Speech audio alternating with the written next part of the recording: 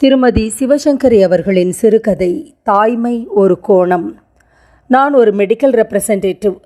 வெள்ளை உடை உடுத்தி டை அணிந்து மருந்து சாம்பிள் அடங்கின கருப்பு பையை சுமந்து கொண்டு ஊர் ஊராய் சுற்றுவது என் வேலை.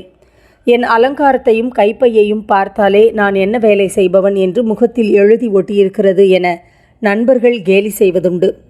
பிகாம் பாஸ் பண்ணியதும் பேங்க் வேலை வேண்டும் என்று ஒற்றை காலில் நின்றவன்தான் நானும். 2 வருஷங்கள் அந்த லட்சியத்தின் காரணமாய் வீட்டில் ஓட்டின பிறகே லட்சியமாவது எந்த வேலையானாலும் பரவாயில்லை, வீட்டில் தண்டச்சோறு சாப்பிட்டது போதும் என்ற ஞானோதயம் வந்தது. இந்த மருந்து கம்பெனியில் வேலை கிடைத்ததும் அதிர்ஷ்டம்தான். நல்ல சம்பளம், பேட்டா, குறை சொல்லும்படி ஒன்றுமில்லை. ஆனால் இப்படி ஊர் ஊராய் சுற்றுவதும் கண்ட உணவை உட்கொள்வதும் சிடுமூஞ்சி டாக்டர்கள் சிலரின் காரணமில்லாத வசவுகளை தாங்கிக் கொள்வதும் அவ்வப்போது அலுப்பை தருவதால் அக்கடா என்று ஒரு ஊரில் இருக்க மாட்டோமா என்ற நப்பாசை எழுகிறது. இந்த டவுனுக்கு நான் இன்று காலை தான் வந்தேன். ஹோட்டலில் அறை எடுத்து பெட்டியை வைத்தவன் இதுவரை 8 டாக்டர்களை பார்த்தாயிற்று. பாக்கியிருப்பவர்கள் நாளைக்குத்தான். மாலை 5 தொடுகையில் ரூமுக்கு வந்தேன்.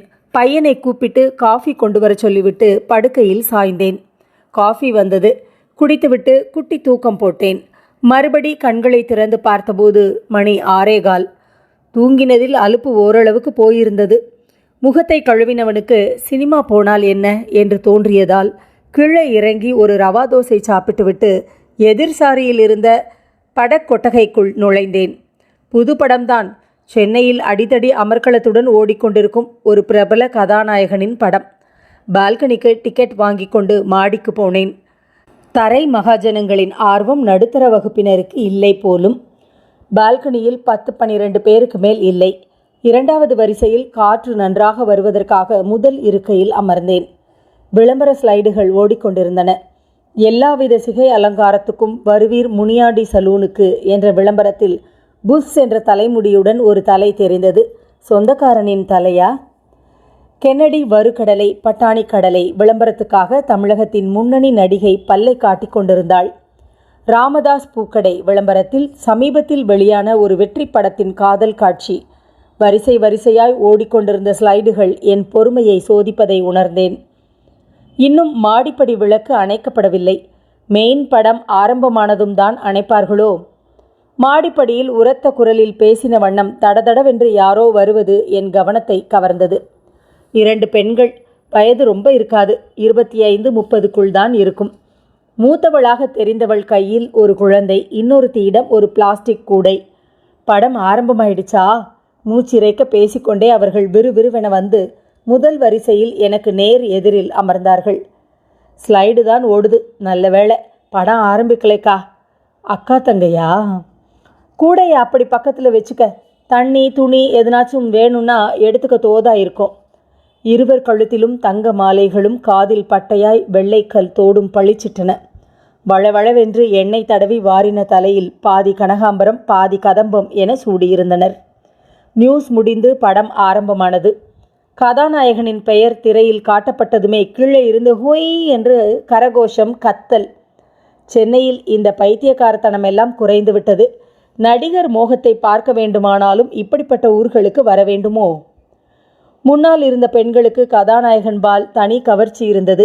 டைட்டில் முடிந்து கதாநாயகன் பாரவண்டி ஒன்றை இழுத்து கொண்டே பாடும் பாடலுடன் படம் ஆரம்பமானதும் இருவரும் சிரித்தும் நாணி கோணியும் தங்களுக்குள்ளேயே பேசிக்கொள்வதில் தெளிவானது.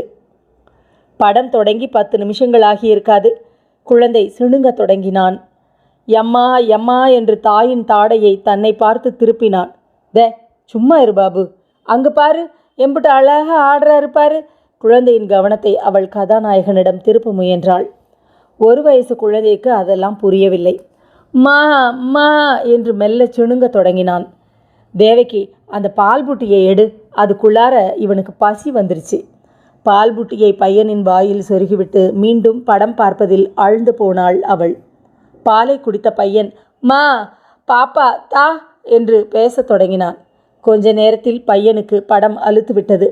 மா மா என்று மறுபடி உறக்கவே அழத் தொடங்கினான்.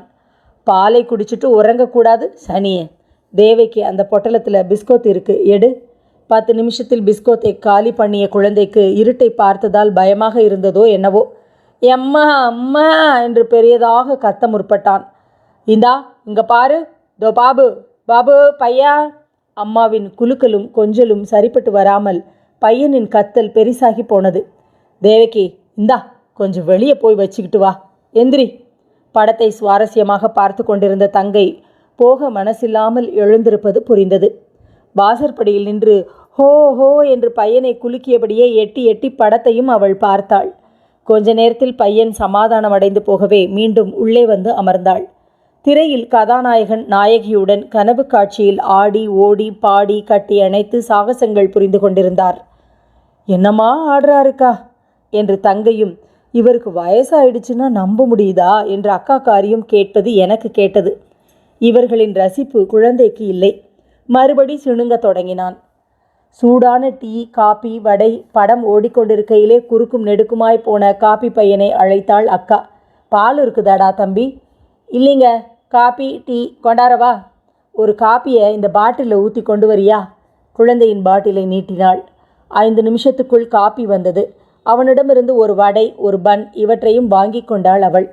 குழந்தை காப்பியை கொஞ்சம் குடித்த பிறகு இனி வேண்டாம் என்பது போல வாயிலிருந்து பாட்டிலை தள்ளிவிட்டு அழத் தொடங்கினான். இந்தா பாபு, பன் வேணுமா? பன். சனியனை படம் பார்க்க விடாமல் தொந்தரவு பண்ணுதே பீட. தோளில் குழந்தையை சரித்த வண்ணம் அதன் கையில் பன்னை கொடுத்தாள். வீட்டில் இந்நேரத்துக்கு தூங்கிடும், இன்னைக்கு பார்த்து ரோதனை பண்ணுது நாய் சனி. தாய் மொணமொணப்பது எனக்கு தெளிவாக கேட்டது. பன்னை தின்றதும் குழந்தைக்கு தூக்கம் வந்துவிட்டது. தாயின் தோளில் சாய்ந்தவாறே தூங்கி போனதை, அந்த துணியை தரையில் விரி தேவகி என்று தங்கையை துணி விரிக்க சொல்லி தரையில் நடைபாதையில் போட்டாள் அவள். கொஞ்சம் அமைதியுடன் நான் படம் பார்க்க தொடங்கினேன். கதாநாயகன் ஒருவாறாக 10 எதிராளிகளை அடித்து நொறுக்கி கொண்டிருந்தார். எனக்கு போர் அடித்தது. கால் அருகில் ஏதோ குறுகுருவென்றதால் தடக்கென்று குனிந்து பார்த்தேன். எலி ஒன்று ஓடியது. கீழே படுத்திருக்கும் குழந்தை கையில் பன் இருந்ததே, அதை எடுக்க போய் குழந்தையின் கையை கடித்து விட்டால் எனக்கு தவிப்பாக இருந்தது. நல்ல வேளை இடைவேளை வந்தது. எழுந்து பாத்ரூம் போய்விட்டு வந்தேன். விளக்கு போடப்பட்டதாலும் தாண்டி போன ஒருவன் காலை மிதித்து விட்டதாலும் விழித்து கொண்டு விட்ட குழந்தை அழத் தொடங்கியது. தே தே பாபு, இங்கே பாருடா, அம்மாடா தே. எடுத்து கையில் வைத்து ஆட்டத் தொடங்கினாள் தாய். குழந்தைக்கு அரை தூக்கம். பாட்டிலில் இருந்த ஆறிப்போன காப்பியை குழந்தையின் வாயில் வைத்தாள் அவள். 2 வாய் குடித்துவிட்டு மீண்டும் குழந்தை அழத் தொடங்கியது. இன்னாக்கா இவன் படம் பார்க்க விடாமல் ரோதனை பண்ணுறான்? ஆமாம், உனக்குத்தான் படம்னா பிடிக்குமே, இவனை வச்சுக்கிட்டு எப்படி பார்ப்ப? அத்தான் வந்தாருன்னா எனக்கு கவலை இல்லை. இன்னைக்கு உன் தங்கச்சி ஊர்லேருந்து வந்திருக்கே, கூட்டிகிட்டு போனாரு. அவர் வந்தால் வெளியே வச்சுக்கிட்டு நிற்பார், எனக்கு கஷ்டம் இல்லை. அக்கா தங்கை பேச்சிலிருந்து அவர்கள் குடும்ப விவகாரமும் எனக்கு ஓரளவு புரிந்தது.